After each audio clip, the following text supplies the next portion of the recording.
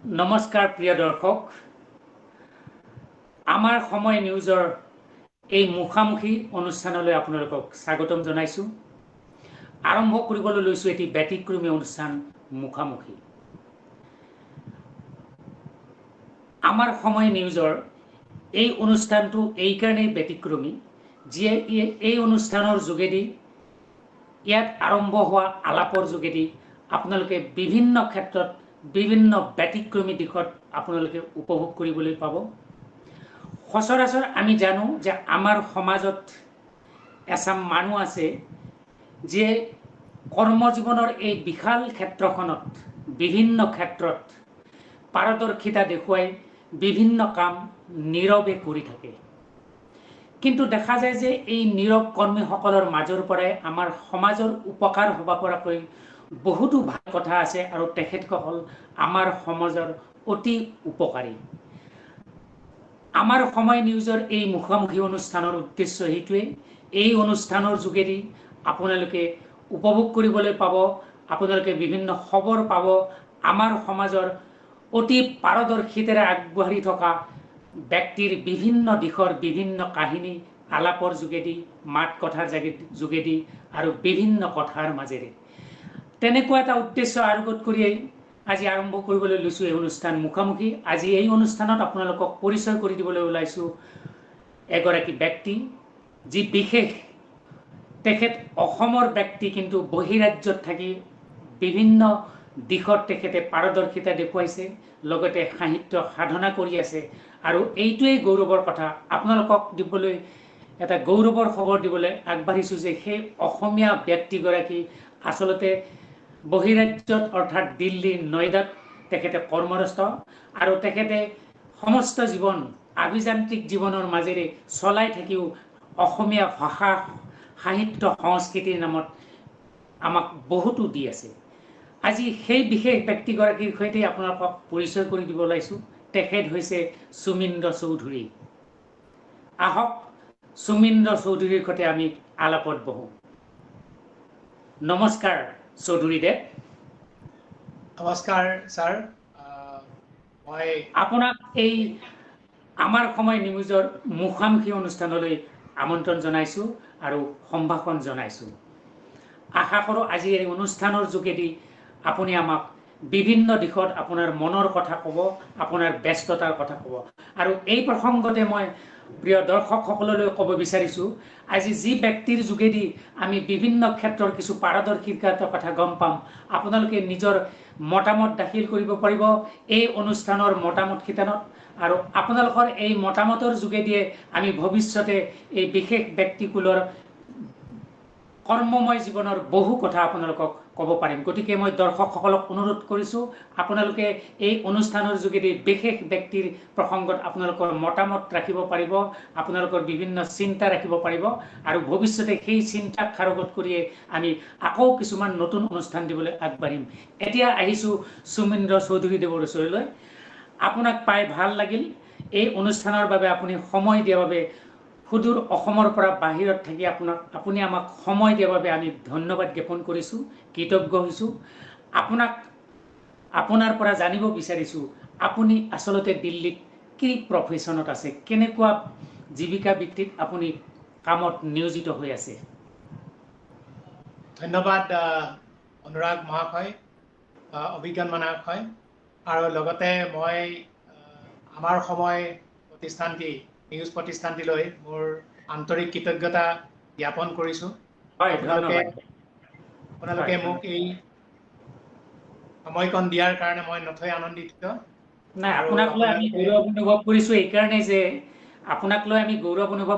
এইকাৰণে যে আপুনি অসমৰ পৰা বাহিৰলৈ গৈ বিভিন্ন সেৱা আগবঢ়াইছে। গতিকে মই আপোনাৰ এই উত্তৰৰ মাজেৰে, আপোনাৰ আলাপৰ মাজেৰে আমাৰ দৰ্শকসকল কৌতূহলী হৈ আছে। আপুনি নিশ্চয় বহু ভাল কথা ক'ব। আৰম্ভ কৰক।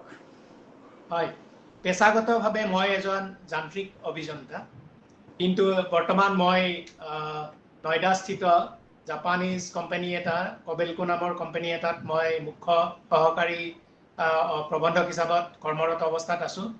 মোৰ কোম্পানীটোৱে সাধাৰণতে কয়লা খনি অথবা পথ নিৰ্মাণৰ কাৰণে ব্যৱহৃত হোৱা যন্ত্ৰ পাতিবোৰ নিৰ্মাণ কৰে। মই এজন অ, মেকানিকেল ইঞ্জিনিয়াৰ। হয়, ভাল লাগিলে আপুনি এগৰাকী অসমীয়া আৰু আপুনি বহিৰাজ্যত এনেকুৱা ধৰণৰ এক গুৰুত্বপূৰ্ণ সেৱাৰ সৈতে জড়িত আছে। আপুনি শুনি আনন্দিত হ'ব যে আপুনি আজি যিটো চেনেলৰ সৈতে এই লাইভত আছে, এই চেনেলৰ সৈতে তেনেকুৱা অভিযন্তাই জড়িত হৈছে, আমাৰ এনেকুৱা যান্ত্ৰিক বা প্ৰযুক্তিগত কথাৰ সৈতে তেখেত জড়িত হৈছে। গতিকে ভালে পাইছোঁ, তেনেকুৱা আমাৰ চেনেলতে তেনেকুৱা মানে অভিযন্তা আমাৰ লগতে আছে আৰু আপোনাক লগ পাই এই মুহূৰ্তত অতি ভাল পাইছোঁ। আপোনালৈ মোৰ এটা ডাঙৰ কৌতূহল আছে যে আপুনি ইমান ব্যস্ত হৈ থাকিও, অভিযান্ত্ৰিক জীৱনৰ এটা বিৰাট ব্যস্ততাৰ মাজত থাকিও আপুনি কেনেকৈ, কি কাৰণত বা কেনেকুৱা এটা মনোবৃত্তিৰে সাহিত্য সেৱাৰ নামত আগবাঢ়িছে, অৰ্থাৎ আপুনি এই মানসিক শক্তি কেনেকৈ পাইছে আৰু আপুনি কি কি লিখিছে ইতিমধ্যে আপুনি জনাওক, আমাৰ দৰ্শকসকলো শুনিবলৈ ৰৈ আছে। মই মেট্ৰিক পৰীক্ষা দিয়েই গাঁৱৰ পৰা এখন চিগমা নামৰ বিজ্ঞান ভিত্তিক বাতৰি কাকত উলিয়াইছিলোঁ 1992 চনত। তাৰপিছত মোৰ সাহিত্যৰ প্ৰতি যিটো অনুৰাগী মন আছিল, সেই সূত্ৰে মই এখন ছায়েন্স ফিকশ্যন লিখিছিলোঁ, এখন সেউজীয়া মানুহ। সেইখন প্ৰকাশ হৈছিল অমৰজ্যোতি নামৰ এখন বাতৰি কাকতত, গুৱাহাটীৰ পৰা প্ৰচাৰিত। আপুনি ছায়েন্স ফিকশ্যনখনৰ নামটো কি বুলি ক'লে? সেউজীয়া মানুহ। সেউজীয়া মানুহ, হয় হয়, মানে সেউজীয়া মানুহৰ ফিকশ্যনখন যেতিয়া অমৰজ্যোতি কাকতত প্ৰকাশ পালে, তেতিয়া মই বহুত অনুপ্ৰাণিত হ'লোঁ। তাৰপিছত কলেজত গৈ মই এখন গল্প সংকলন উলিয়ালোঁ, মোৰ এখন চিঠি বুলি। সেই এখন চিঠি গল্প সংকলনখন 1998 চনত প্ৰকাশ হয়। তাৰপিছত কৰ্মসূত্ৰত, কৰ্মব্যস্ততাত মোৰ সাহিত্য সাধনা একেবাৰে হেৰাই গ'ল। কিন্তু সাম্প্ৰতিক ক'ভিড আক্ৰান্তত হোৱাত মানুহবিলাক যেতিয়া মহামাৰীত ঘৰৰ ভিতৰত সোমাই থাকিল, মই সেই সময়খনত আকৌ মই কলমত হাত দিলোঁ 20 বছৰৰ পিছত। 2020 চনৰ ডিচেম্বৰ মাহৰ পৰা মই লিখিছোঁ। এতিয়া এই ছমাহ ভিতৰতে মই এটা কথা গম পালোঁ যে সাম্প্ৰতিক সময়ত মানুহক মনোবলৰ বহুত প্ৰয়োজন। গতিকে সেই মোৰ লিখনি দি যদি কাৰোবাক মই ধনাত্মক শক্তি যোগাব পাৰোঁ, মই যদি মনোবল দিব পাৰোঁ, সেইটো মোৰ কাৰণে এটা ডাঙৰ অৰিহণা হ'ব সমাজখনৰ প্ৰতি। সেইকাৰণে মই আকৌ লিখিব ল'লোঁ আৰু লিখাৰ লগে লগে মই সকলো মানুহৰ পৰা এটা সমাদৰ পালোঁ। সমাদৰ পোৱাত মোৰ আৰু অনুপ্ৰাণিত হ'লোঁ, লিখিবলৈ মই আগুৱাই গ'লোঁ। হয়, আমি আনন্দ লাভ কৰিছোঁ যে অসমৰ পৰা বাহিৰত গৈ ব্যস্ততাৰ মাজতো আপুনি সাহিত্য সাধনাৰ লগত আছে। এই প্ৰসংগতে আপোনাৰ পৰা জানিব বিচাৰিছোঁ যে অসমত আপুনি নিশ্চয় জানে যে বহুতো গুৰুত্বপূৰ্ণ আৰু উচ্চ পৰ্যায়ৰ সাহিত্যালোচনী আছে। গতিকে আপুনি বাহিৰত থাকি আপুনি আমাৰ অসমীয়া সাহিত্যৰ এই আলোচনী পঢ়াৰ অভ্যাসটো ৰাখিছেনে? আপুনি নিয়মিত পঢ়েনে? হয়, মই গুৱাহাটীত আছিলোঁ 2016 চনলৈ। 2016 চনলৈ মই গুৱাহাটীত থকাৰ আগতে মই কলিকতাতো আছিলোঁ। কিন্তু কলিকতাত থকাৰ পাছত যেতিয়া মই গুৱাহাটী ঘূৰি আহিলোঁ, দৈনন্দিন গৰিয়সী এইবোৰ মাহিলী যিবিলাক বাৰ্তালোচনী আছে বা আলোচনী আছে, মই খুব পঢ়িছিলোঁ সেইবোৰ। কিন্তু কৰ্মসূত্ৰে যেতিয়া মই বেংগলোৰ আহিলোঁ, এইবোৰত পৰা মানে ৰেগুলাৰলি পঢ়াটো কমি গ'ল। কিন্তু যেতিয়াই মই সুবিধা পাওঁ আকৌ পঢ়িবলৈ ল'লোঁ, কাৰণ অসমীয়া সাহিত্য জগতখনত আলোচনীৰ অৰিহণা বহুত আছে। কিন্তু আজিকালি অলপমান আলোচনীবিলাকত এটা ব্যতিক্ৰম দেখা যায়, কাৰণ কিছুমান আলোচনীয়ে অকল প্ৰতিষ্ঠিত লোক বা যিবিলাক সমাজত প্ৰতিষ্ঠিত লিখক আছে, ৰাজনৈতিক নেতা আছে, তেওঁলোকৰ লিখাবিলাকক বেছি গুৰুত্ব দিয়ে। নৱপ্ৰজন্মৰ নতুন যিবিলাক লেখাৰু আছে, তেওঁলোককো যদি অলপমান তেওঁলোকৰ পাৰদৰ্শিতা দেখাবৰ কাৰণে সুযোগ দিয়ে, সেইটো তেনেহ'লে খুবেই অনুপ্ৰাণিত হ'ব আৰু আশাব্যঞ্জক হ'ব বুলি মোৰ ধাৰণা আছে।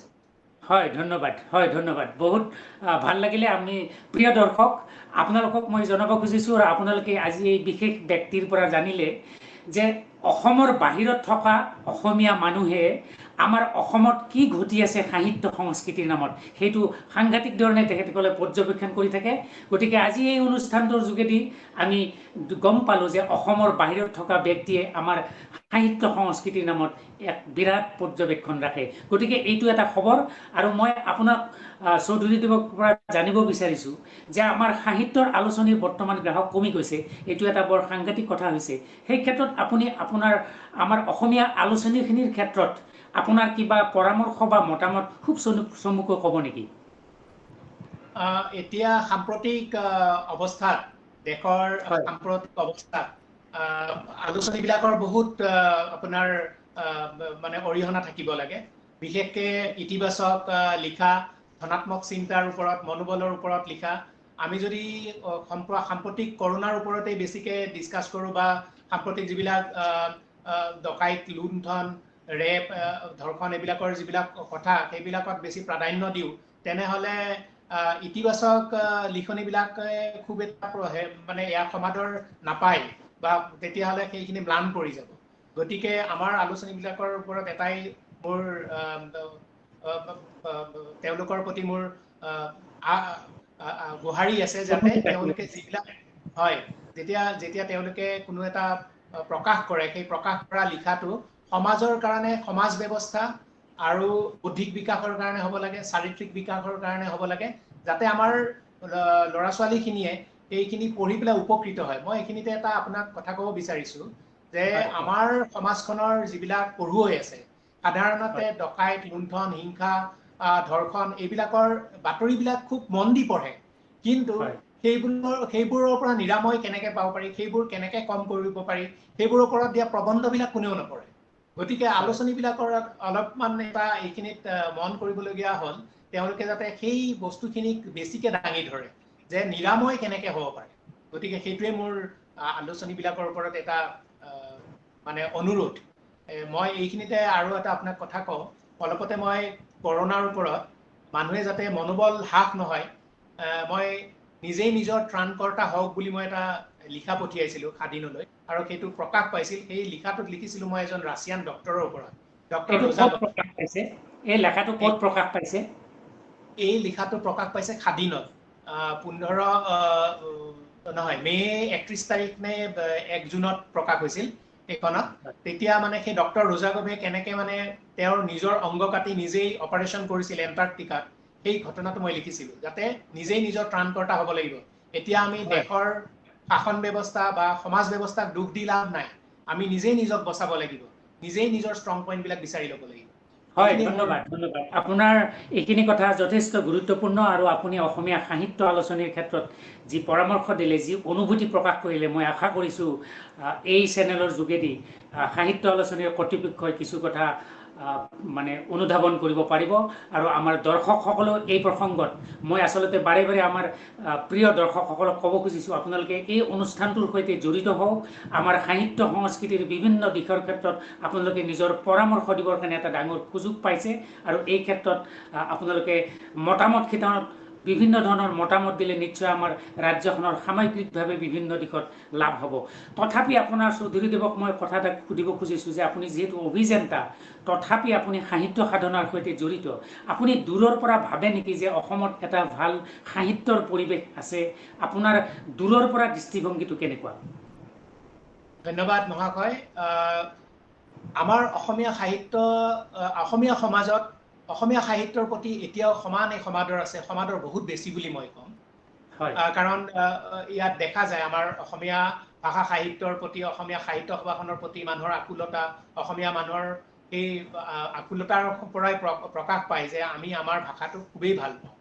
কিন্তু কথা হ'ল কি, এতিয়া এই আমাৰ দেখা যায় একচাম লিখকে তেওঁলোকে সামাজিক দৃষ্টিভংগীৰ পৰা বস্তুটো নাচায়, ৰাজনৈতিক মুনাফা লাভৰ কাৰণে কেতিয়াবা কিছুমান ৰাজনৈতিক দলৰ স্বাৰ্থত কিছুমান লিখা লিখে।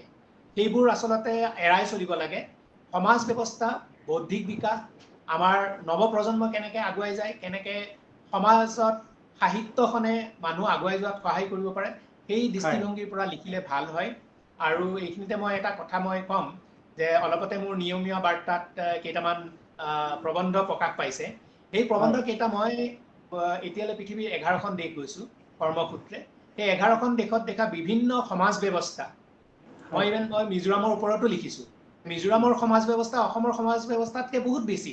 যিখন মিজোৰাম আমাৰ এখন জিলা আছিল, সেইখন এখন আজি সকলোতকৈ নিয়মানুৱৰ্তিশীল মানি চলা শৃংখলাবদ্ধ এখন ৰাজ্য।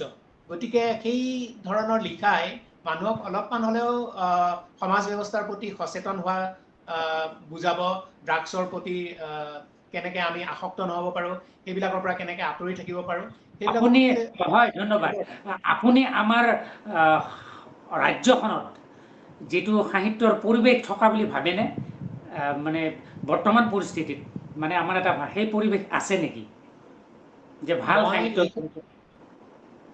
হয় ধন্যবাদ মই এই ক্ষেত্ৰত ক'ব বিচাৰো যে আমাৰ সমাজ ব্যৱস্থাত বা আমাৰ অসমীয়া সমাজত অসমীয়া সাহিত্য এতিয়াও বহুত মানে আপোনাৰ সুস্থ আৰু সবল গতিকে কিন্তু তাৰ মাজতে দেখা যায় কেতিয়াবা কিছুমান লিখাত ময়মনসিঙীয়া ভাষা বেংগলী ভাষা বা ইংৰাজী ভাষা হিন্দী ভাষা মাজত আহি সোমাই যায় গতিকে আমি অকণমান সেই ক্ষেত্ৰত নিজে চালি জাৰি চাব লাগে যাতে লিখাখিনি মনোগ্ৰাহী হয় আৰু প্ৰতিটো শুদ্ধ অসমীয়া ব্যৱহৃত হয় বানান ভুল হ'ব পাৰে অভিধানখন লগত ৰাখি আমি লিখি যাব পাৰো গতিকে এই ক্ষেত্ৰত মই ক'ব বিচাৰিম যে আমি আমাৰ ভাষাটো সবল কৰি ৰাখিলেহে সুস্থ কৰি ৰাখিলেহে বেজবৰুৱাদেৱৰ সেই সাহিত্য সাধিনী সভাৰ সপোন বাস্তৱত ৰূপায়িত হ'ব এইটোৱে মোৰ আহ্বান আপোনাক আমি আচলতে আৱিষ্কাৰ কৰিছো এটা বেলেগ উৎসৰ যোগেদি আৰু সেইটো আপুনি হয়তো নাজানে যে অসমৰ সামাজিক মাধ্যমত বিভিন্ন ধৰণে সাহিত্য চৰ্চা সংস্কৃতি চৰ্চা চলি থাকে কিন্তু এই সামাজিক মাধ্যমত আপোনাক বেছিকৈ পোৱা যায় সাধাৰণতে আমি আচৰিত হৈছো যে আভিযান্ত্ৰিক জীৱনত থাকি বা এই দিশত আপুনি যথেষ্ট গুৰুত্বপূৰ্ণ কামত থাকিও সামাজিক মাধ্যমত আপুনি কেনেকৈ নিজক নিয়োগ কৰিছে বা বৰ্তমান সামাজিক মাধ্যমত থকা মানুহখিনিক যিসকলে সাহিত্য সংস্কৃতিৰ লগত জড়িত তেওঁলোকক আপোনাৰ উদাহৰণেৰে কেনেকৈ পৰামৰ্শ দিব পাৰে ধন্যবাদ মহাশয় মই এটা কথা ক'ব বিচাৰিম যে সামাজিক মাধ্যম ফেচবুক হওক হোৱাটছআপ হওক এই অসমীয়া সাহিত্যৰ জগতত এক নৱজাগৰণৰ সূচনা কৰিছে মই সেনেকে ভাবো মই নিজৰ ব্যক্তিগত অভিজ্ঞতাৰ পৰা কওঁ মোৰ গাঁও কুৰুৱাত লুইতপৰীয়া সাহিত্য সভা এখন আছে আৰু লুইতপৰীয়া সাহিত্য সভা দৰং জিলাৰ অধীনত নহয় জানো হয় দৰং জিলাৰ গুৱাহাটী আপুনি তাৰমানে ব্ৰহ্মপুত্ৰৰ লগতে লাগি থাকে আৰু হয় মই বৰলুইতৰ সন্তান বুলি কৈ মই নিজকে বৰ ভাল আৰু সেই কুৰুৱাত সেই লুইতপৰীয়া সাহিত্য সভাৰ হোৱাটছআপ গ্ৰুপত মোক এড কৰিলে কৰাৰ পাছত কনিষ্ঠ ভাতৃ কেইজনমানে ক'লে দাদা আপুনিও লিখক আপুনি আগতে লিখিছিল তো মই তেতিয়াই মই অনুপ্ৰাণিত হৈ লিখা আৰম্ভ কৰিলোঁ বিগত 6 মাহত মই 45টা গল্প লিখিছোঁ 3খন উপন্যাস লিখিছোঁ আৰু এখন মোৰ গাঁও মোৰ মানুহ বুলি মই এখন মোৰ গাঁৱৰ স্মৃতি লেখাও লিখি আছো আপুনি কিতাপখন সম্পৰ্কত অলপ ক'বনে আপুনি কিতাপখন সম্পৰ্কত অলপ ক'ব নেকি যে আপুনি কিতাপখনৰ নামটো কি ক'লে মোৰ গাঁও মোৰ মানুহ আপুনি কিতাপখন সম্পৰ্কত ক'ব নেকি মই এই কিতাপখন লিখিছো মই সৰু কালতে মই বহুত ভাগ্যৱান যে মোৰ কৈশোৰটো মানে শিশুৰ পৰা কৈশোৰ অৱস্থা এখন গাঁৱৰ চৰায়ে চিঞৰোতে মই সাৰ পাইছো পকা ধানৰ গুণ লৈ মই ডাঙৰ হৈছো গধূলি শংখ ঘণ্টাৰ শব্দত নামঘৰৰ শংখ ঘণ্টাৰ শব্দত মই ডাঙৰ হোৱা ল'ৰা গতিকে মই মোৰ গাঁৱৰ সেই পৰিৱেশত যিমানবোৰ গাঁৱৰ অখ্যাত ব্যক্তিৰ বিখ্যাত কিছুমান কাহিনী বিখ্যাত চানেকি মোক সৰুতে বহুত অনুপ্ৰাণিত কৰিছিল সেই সকল লোকৰ ওপৰত মই এই কিতাপখন লিখি আছো আৰু ইতিমধ্যে মই 30জন বিশেষ ব্যক্তিক মই বাছি লৈছো এই 30জন বিশেষ ব্যক্তিৰ ওপৰতে মই এই কিতাপখন লিখিছো তেখেতসকল কোনটো ক্ষেত্ৰৰ পৰা এই 30জন যে ব্যক্তিৰ কথা ক'লে তেখেতসকল মাটিৰ লগত মিলি থকা মানুহ মানে তেওঁলোক মানে গ্ৰাছৰুট লেভেলত মানে মই এইটো ক'ব বিচাৰিম যে তাত এজন বিখ্যাত কৃষক এজন আছে বিখ্যাত ডক্টৰ এজন আছে বিখ্যাত শিক্ষক এজন আছে বিখ্যাত মানে তেওঁলোক কামেদি বিখ্যাত কিন্তু নামেদি অখ্যাত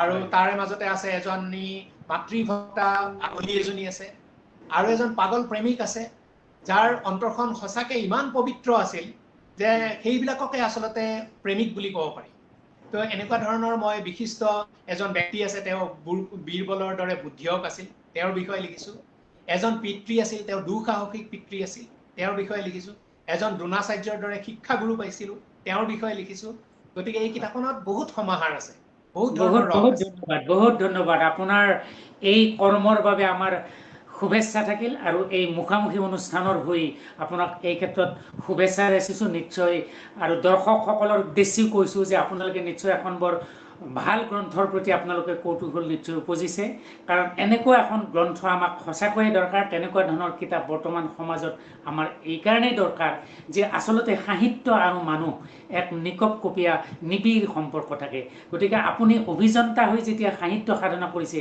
আপোনাৰ সাহিত্য সাধনাৰ দিশটোৰ ক্ষেত্ৰত আমি এইটোৱে বুজি পাইছোঁ যে আপুনি মাটিৰ সৈতে এতিয়াও নিকপকপীয়া নিবিড় সম্বন্ধত আছে ভাল লাগিলে আপোনাৰ এইখিনি কথা আপোনাক ক'ব খুজিছোঁ যে আপুনি অসমৰ পৰা বাহিৰত আছে দিল্লীত আছে আমি সম্প্ৰতি দেখিছোঁ যে দিল্লী কোভিডৰ হটবেড আমি দিল্লীৰ যেতিয়া কোভিড আহিছিল বা কোভিডে যেতিয়া সমস্ত দিল্লীবাসীক আক্ৰান্ত কৰিছিল তেতিয়া আমি সঁচাকৈ আচলতে ভিত্তিগ্ৰস্ত হৈছিলোঁ আপুনি তেনেকুৱা এখন ঠাইত কেনেকৈ নিজক সুৰক্ষিত কৰি ৰাখিছে আৰু এই প্ৰসংগত আমাৰ কোভিডৰ প্ৰসংগত অসমীয়া মানুহক সুৰক্ষাৰ ক্ষেত্ৰত আপুনি অকণমান চমুকৈ কওকচোন ধন্যবাদ আপুনি খুব এটা সাম্প্ৰতিক পৰিস্থিতিৰ লগত খাপ খাই যোৱা এটা প্ৰশ্ন কৰিছে আৰু মই ইয়াতে উত্তৰ দিবলৈ মই ভাল পাম কাৰণ আমাৰ সমাজখনৰ কোনো এজন মানুহৰে জান প্ৰাণ যাতে কাৰো হানি নহয় সেইটোৰ কাৰণে সামাজিক দায়বদ্ধতাও আমাৰ আছে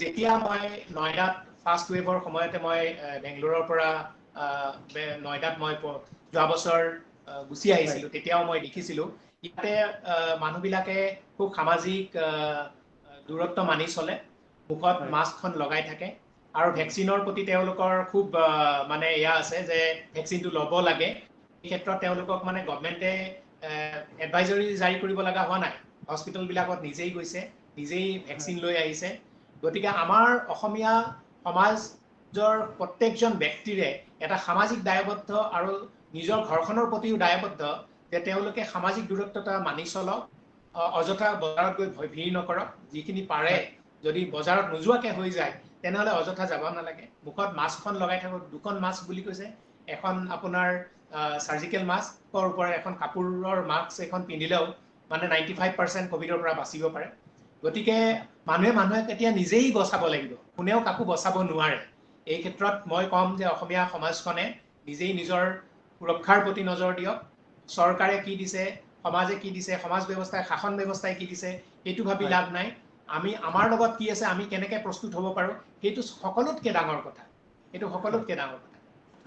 হয় ধন্যবাদ ভাল লাগিলে এইটো আপোনাৰ পৰামৰ্শ আমাৰ দৰ্শক ৰাইজে এইটো আপোনাৰ নিশ্চয় ল'ব কাৰণ আপুনি যথেষ্ট গুৰুত্ব সহকাৰে কথাখিনি কৈছে এই ক্ষেত্ৰত এটা আৰু আনন্দৰ খবৰ মই দিব খুজিছোঁ দৰ্শক ৰাইজক দিব খুজিছোঁ যে আপুনি এটা লেখাত এবাৰ লিখা মোৰ মনত আছে যিহেতু আপুনি ইতিমধ্যে পৃথিৱীৰ কেইবাখনো দেশ ভ্ৰমণ কৰিছে গতিকে আপুনি এটা লেখাত আপুনি লিখা মোৰ মনত আছে যে পৃথিৱীৰ বিভিন্ন ব্যক্তিৰ সৈতে আপোনাৰ সংস্পৰ্শ আছে আপোনাৰ সম্পৰ্ক এতিয়াও আছে আৰু এবাৰ আপুনি আপোনাৰ এগৰাকী অতি অন্তৰংগ জাপানী বন্ধুৰ কথা কৈছিলে মই এতিয়া নামটো পাহৰিছোঁ আপুনি নিশ্চয় সেই জাপানী বন্ধুগৰাকীৰ কথা আপুনি ক'ব আৰু তেখেতৰ সৈতে আপোনাৰ সম্পৰ্ক আৰু সেই মানুহগৰাকীৰ ব্যক্তিত্ব বা সেই মানুহগৰাকী আমাৰ কি কাৰণত প্ৰয়োজন হ'ব পাৰে আপুনি নিশ্চয় এই জাপানী বন্ধুগৰাকীৰ কথা ক'ব আশা কৰিলোঁ ধন্যবাদ আপুনি মোক এটা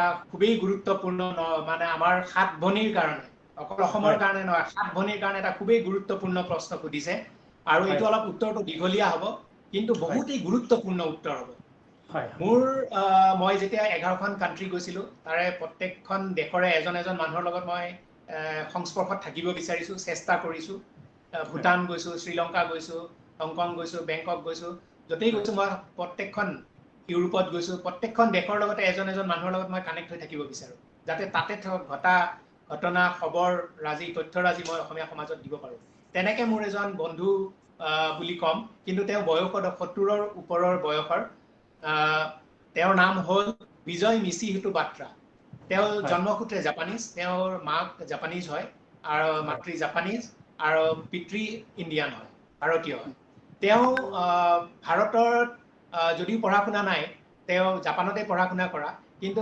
তেখেতৰ ভাষা সংস্কৃতি ভাৰতৰ ভাষা সংস্কৃতি প্ৰত্যেকখন ৰাজ্যৰ ভাষা সংস্কৃতিৰ ওপৰত অগাধ তেওঁৰ জ্ঞান আছে আৰু তেওঁ নৰ্থ ইষ্টৰ প্ৰতি বহুত বেছি আকৃষ্ট কাৰণ দ্বিতীয় মহাযুদ্ধৰ পাছত জাপানীজসকলে যেতিয়া নৰ্থ ইষ্ট আহিছিল, আমাৰ 7 ভনীৰ দেশৰ প্ৰত্যেকজন মানুহক দেখি তেওঁলোকৰ শাৰীৰিক গঠন,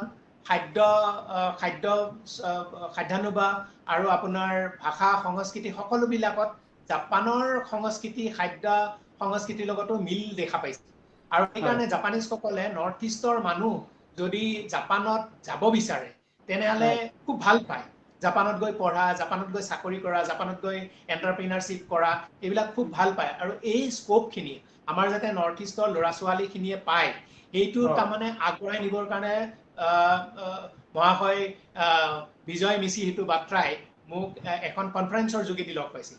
তেওঁ এজন খুব সুদক্ষ মটিভেশ্যনেল স্পিকাৰ, তেওঁ খুব ভাল এজন HR কোচ হয়। মানৱ সম্পদৰ ওপৰত তেখেতৰ বিকাশৰ ওপৰত তেখেতৰ অগাধ জ্ঞান আছে। আৰু তেওঁ বহুজাতিক প্ৰতিষ্ঠানত তেওঁ গৈ ট্ৰেইনিং দিয়ে। অলপতে তেওঁ ডিব্ৰুগড়তো গৈ ট্ৰেইনিং দি আহিছে।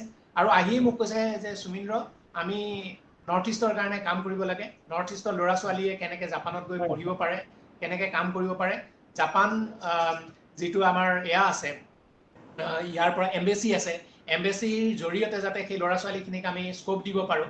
তেতিয়া মোক তেওঁ ক'লে কি তুমি এটা ইউটিউব চেনেল খোলা। তেওঁ সেই ইউটিউব চেনেলটোৰ নাম দিলোঁ আমি গাম্বাট্টে। গাম্বাট্টে এটা ফিলচফি, এটা ৱৰ্ড, অকল এটা ৱৰ্ড নহয় জাপানীজ ৱৰ্ডত গাম্বাট্টে মানে হ'ল মানে আগে বঢ়ো মানে ডু হাৰ্ড ৱৰ্ক। তো এই কনচেপ্ট, এই ফিলচফিৰ ওপৰতে দ্বিতীয় মহাযুদ্ধত বিধ্বস্ত হৈ যোৱা জাপানখন আকৌ মূৰ দাঙি উঠি এতিয়া পৃথিৱীৰ প্ৰথম শাখাৰীৰ দেশ হৈছে। গতিকে তেওঁ সেইকাৰণে কয়, মোক লগ পালে কয় গাম্বাট্টে কোদাচাই, মানে কাম কৰি যোৱা, আগবাঢ়ি যোৱা। আৰু সেই পলিচি, সেই দৰ্শনটোৰ ওপৰতে আমাৰ নৰ্থ ইষ্টৰ ল'ৰা ছোৱালীখিনিক আগুৱাই নিয়াৰ কাৰণে তেওঁ যথেষ্ট অনুৰাগী। আৰু তেওঁ এই সাম্প্ৰতিক ক'ভিড পৰিস্থিতি খাম কাটিলে আমি বহুতো ৱেবিনাৰ কৰিম। ল'ৰা ছোৱালীখিনি যাতে জাপানত পঢ়িবলৈ, কাম কৰিবলৈ যাবলৈ সুযোগ সুবিধা পায়, তাৰ কাৰণে আমি বহুত তথ্য তেওঁক জৰিয়তে আমি যোগান ধৰিম। এইখিনি নৰ্থ ইষ্টৰ তেওঁ 7 ভনীৰ প্ৰতি খুবেই আকৃষ্ট। শংকৰদেৱৰ ওপৰত তেওঁ এতিয়া ৰিচাৰ্চ কৰি আছে। মই কৈছিলোঁ শংকৰদেৱ এজন অকল ধৰ্মগুৰু নহয়, তেওঁ এজন ছ'চিয়েল চাইণ্টিষ্ট। মানে ছ'চাইটিখন কেনেকৈ ৰিফৰ্ম কৰিব পাৰি তেওঁ সেই সূত্ৰ উলিয়াই আমাৰ সত্ৰ নিৰ্মাণ কৰি অসমৰ সভ্যতা সংস্কৃতিক আগুৱাই নিলে। তেওঁ খুবেই মানে অনুৰাগী শংকৰদেৱৰ বিষয়ে জানিব। আজিও মোক ৰাতিপুৱা ফোন কৰি বহুতকেইটা তথ্য তেওঁ লৈছে। বহুত ধন্যবাদ আপোনাক, বহুত ধন্যবাদ যে এনেকুৱা এগৰাকী ব্যক্তিৰ সৈতে আপোনাৰ সংস্পৰ্শ আছে। আৰু মই দৰ্শকসকলক ক'ব খুজিছোঁ যে সঁচাকৈ আজি আমাৰ অতিথি সুমিন্দ্ৰ চৌধুৰী, তেখেতৰ পৰা এটা ডাঙৰ খবৰ পালোঁ। আৰু এইটোৱে যে এগৰাকী জাপানী বন্ধুৱে, জাপানী মানুহে অসমৰ উত্তৰ পূৰ্বাঞ্চলৰ উন্নয়নৰ ক্ষেত্ৰত, অসমৰ উত্তৰ পূৰ্বাঞ্চলৰ উঠি অহা নতুন প্ৰজন্মৰ শিক্ষা দীক্ষাৰ ক্ষেত্ৰত যথেষ্ট গুৰুত্ব ভূমিকা ল'বলৈ তেখেতে আস্থা প্ৰকাশ কৰিছে। আৰু সেই খবৰটো আমাৰ সুমিন্দ্ৰ চৌধুৰীয়ে আমাক আজি দিছে। গতিকে মই দৰ্শকসকলক অনুৰোধ কৰিছোঁ মাজতে যে আপোনালোকে এই অনুষ্ঠানটোৰ সৈতে জড়িত হওক। মুখামুখি অনুষ্ঠানৰ যোগেদি আজি আমি যিগৰাকী বিশেষ ব্যক্তিক লগ পালোঁ, তেখেতক এই সম্পৰ্কত অৰ্থাৎ জাপানী বন্ধুগৰাকীৰ ক্ষেত্ৰত বিভিন্ন ক্ষেত্ৰত যোগাযোগ কৰিবলৈ, অৰ্থাৎ ছাত্ৰ ছাত্ৰীয়ে জলপানী লৈ জাপানলৈ পঢ়িবলৈ যোৱাৰ প্ৰসংগত আপোনালোকে আমাৰ মন্তব্যৰ শিতানত প্ৰশ্ন দিয়ক। আমি ভৱিষ্যতে আৰু যদি প্ৰয়োজন হয় আমি চৌধুৰীদেৱৰ যোগেদি আমি সেই জাপানী বিশেষ ব্যক্তিগৰাকীকো আমাৰ এই মঞ্চত আমি আমন্ত্ৰণ জনাম। আৰু আপোনালোকে ইয়াৰ পৰা যথেষ্টখিনি সুবিধা বা সুযোগ ল'ব পাৰিব। গতিকে বহুত ধন্যবাদ চৌধুৰীদেৱ, আপুনি এটা বহুত ডাঙৰ খবৰ আপুনি আমাক দিলে, বহুত ভাল পালোঁ। আৰু আপুনি আচলতে যদিও অভিযন্তা, আপুনি অসমৰ হৈ বহিৰাজ্যত বিভিন্ন কাম কৰিছে। আৰু আপুনি সঁচাকৈয়ে ভাষা সাহিত্য সংস্কৃতিৰ ক্ষেত্ৰত বহু দায়িত্বশীল যে সেই ক্ষেত্ৰত আপুনি প্ৰমাণ দিছে, বহুত ভাল পালোঁ। তথাপি আপুনি ব্যক্তিগতভাৱে নিশ্চয় ৰাইজক জনাওক, আমাক জনাওক যে আপুনি অসমৰ বাহিৰত থাকি সাহিত্য সংস্কৃতিৰ প্ৰসাৰৰ ক্ষেত্ৰত নিশ্চয় কিবা কিবি কামত নিয়োজিত হৈছে। সেইটো এটা ভাল খবৰ। আপুনি সেই সম্পৰ্কত অলপ কওক, আমি আমাৰ অনুষ্ঠান চমুৱাই আনিম। আশা কৰিছোঁ আপুনি এই সম্পৰ্কত অলপ ক'ব। ধন্যবাদ অভিজ্ঞান ডাঙৰীয়া। মই যদিও যান্ত্ৰিক অভিযন্তা, মই আজিকালি নিজকে সাহিত্য অভিযন্তা বুলি কওঁ। সাহিত্য অভিযন্তা মানে লিটাৰেচাৰ ইঞ্জিনিয়াৰিং, এটা বেলেগ ধৰণৰ কনচেপ্ট। সেই কনসেপ্টৰ ওপৰতে মই কাম কৰি আছো। আপুনি আকৌ ক'ব নেকি, আপুনি অনুগ্ৰহ কৰি আকৌ কনসেপ্টটো ক'ব নেকি যে সাহিত্য অভিযন্তা এটা নতুন শব্দ শুনিছো। ধন্যবাদ। সাহিত্য অভিযন্তা মানে মই এজন মেকানিক্যাল ইঞ্জিনিয়াৰ, মই মেচিন ঠিক কৰোঁ। মেচিন বিলাকেতো ক'ব নোৱাৰে যে কি দুখ বেদনা আছে, আমি মেচিন বিলাক তথ্য সঞ্চালন কৰি পেলাই সব চালি জাৰি চাই পেলাই মেচিন বিলাক ঠিক কৰোঁ। কিন্তু আমাৰ মানুহৰ মনবোৰ যেতিয়া বিভ্ৰাট হৈ যায়, সেই মন হয় বহুত ডিপ্ৰেছনত গুচি যায়, কিছুমানে কেতিয়াবা আত্মহত্যা ধৰণৰ মানে পদক্ষেপ লয়। গতিকে সেই ক্ষেত্ৰত আমাৰ বিভ্ৰাট মানুহৰ মনবিলাকক মেৰামতি কৰিবৰ কাৰণে এটাই অস্ত্ৰ হৈছে, সেইটো হ'ল সাহিত্য। সাহিত্য, গল্প, প্ৰবন্ধ, কবিতা এইবিলাকৰ যোগেদি, উপন্যাস এইবিলাকৰ যোগেদি আমি মানুহৰ মনটো মেৰামতি কৰিব পাৰোঁ। সেইকাৰণে মই কওঁ যে সাহিত্য এটা অকল কলা নহয়, সাহিত্য এখন ইঞ্জিনিয়াৰিং কিতাপ, ইঞ্জিনিয়াৰিং। মই সেইকাৰণে বিচাৰো যে আমি সাহিত্যক ইঞ্জিনিয়াৰিং টুল হিচাপে লৈ মানুহৰ মন মেৰামত কৰোঁ। সেইকাৰণে মই এখন গল্প সংকলন লিখিছোঁ, তাত ৪৫টা গল্প লিখিছোঁ মই। সেই গল্প সংকলনখনৰ নামেই দিছোঁ মই এজন সাহিত্য অভিযন্তাৰ আত্মকথা। তাতে সকলো ডিপ্ৰেশ্যন, দুখ বেদনা কেনেকৈ দূৰ কৰিব পাৰি এটা এটা সৰু সৰু গল্পৰ জৰিয়তে তাকে মই উপস্থাপন কৰিছোঁ। আৰু এখন মই উপন্যাস সংকলন লিখি আছোঁ।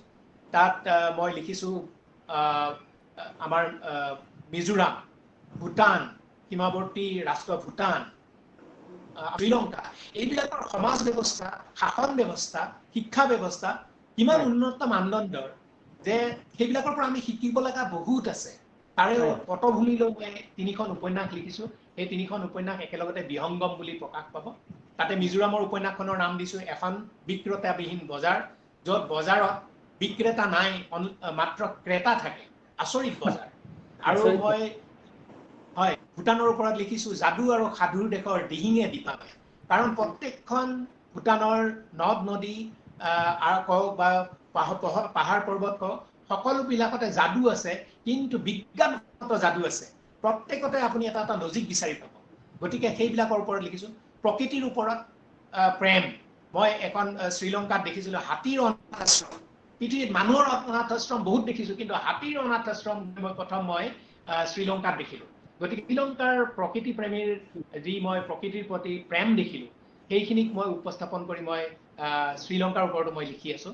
গতিকে এইকেইখন মোৰ কিতাপ, মোৰ গাঁও মোৰ মানুহ, বিহংগম আৰু এজন সাহিত্য অভিযন্তাৰ আত্মকথা, এই ৩খন কিতাপ লিখি আছোঁ।